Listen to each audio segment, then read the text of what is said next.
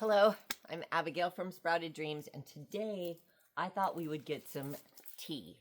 And we're going to take it from my mulberry tree here. I grew this from a little, not sure if it was an actual little sapling or maybe it was a sucker off of a main tree, but I got this in 2011.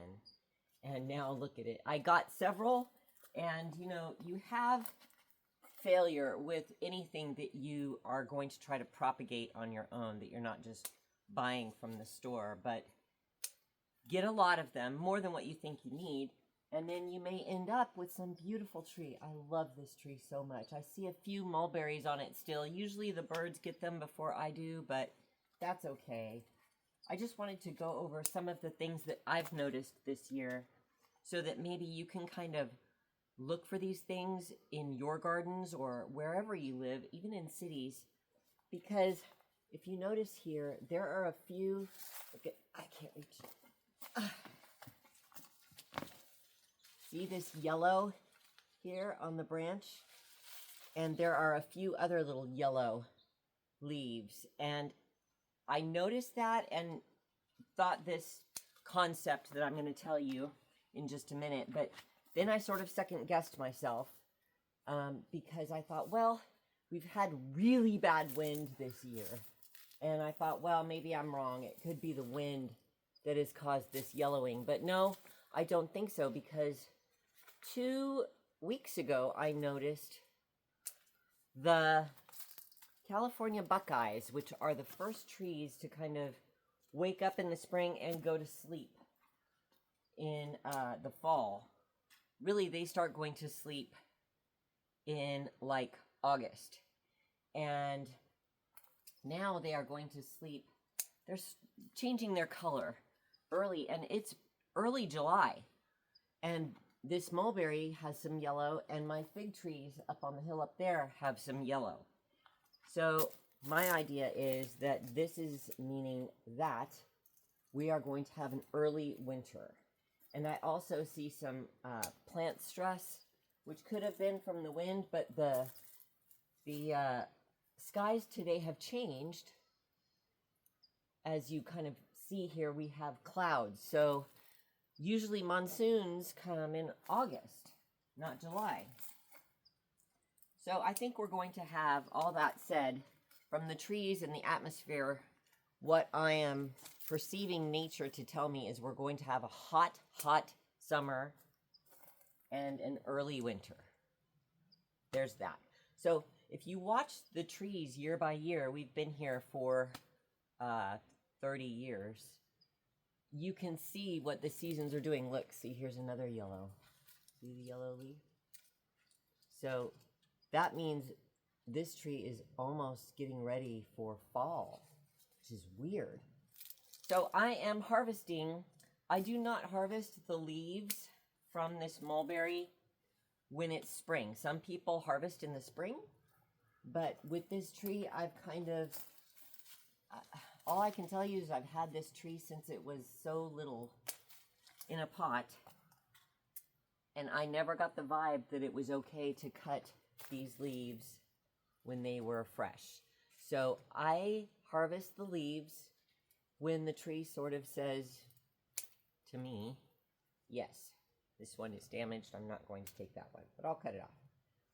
But you don't want to cut back the branches now. It still has the sap going through and the leaves are green.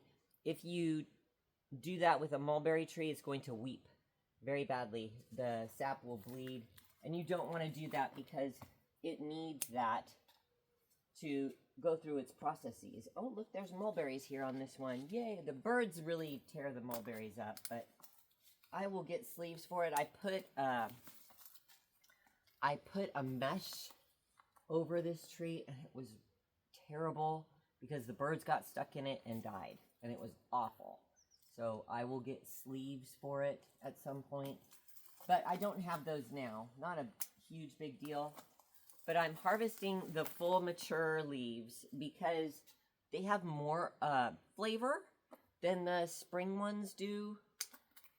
And I'm just going around here where I can kind of talk to you and harvest easily from this tree. Now, if you look, I have noticed the leaves like this have a better flavor.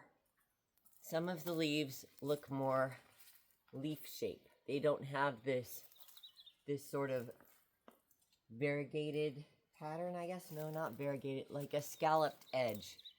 See, this one does, and this one does, and this one does not. So I have found the plain leaves to have less flavor. Yes, I'm that picky with my tea. And I harvest now because when it's winter, you can't get more. Here's another yellow leaf. So yes, this tree is telling me it's getting ready for fall. And look, where I have cut this, I'm going to try to put my finger up close. You can see the milk like on my finger there.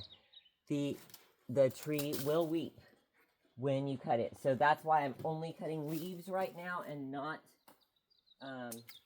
branches, because it really does kind of hurt the tree. And you don't want to take away from it when it's in these hot summer months and it needs all of the nutrition it can get. Now it's well shaded. Underneath here I have periwinkle underneath. Some people call it vinca, but it is a poison plant, and I love this stuff because nothing eats it and it shades the bottom roots and helps to keep this tree vibrant. But we're going to wash these up, and I use these. The mulberry leaf does not have a huge flavor unless you are a silkworm, I suppose. But it gives a nice filler for tea, and I've been trying this year particularly. I mean, I try every year, but this year I've been fairly dedicated to getting all of my tea from the garden. So I'm really, that's the bad one. I'm really trying to do that this year and to get everything that I need from what I can grow. So I've been doing the catnip and the hollyhocks. As you see, the hollyhocks are all done. And I'm going to share these seeds with some friends, and they are going to reseed this garden. It was quite a jungle in springtime, but those make a nice tea as well. And then catnip and mint, and I love to use basil as a tea. I use the top when they get kind of seedy. Everybody throws that part away or cuts it off, and actually it makes a wonderful tea.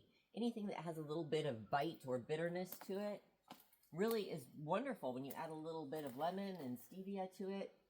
So that is how I do it. Now, this is not going to be a huge harvest because I'm trying to talk to you on camera, but I'm going to go ahead and finish up, and I will fill this basket, and we'll get a good quart once these are dry of mulberry leaves. That's going to be my tea for the next couple of months.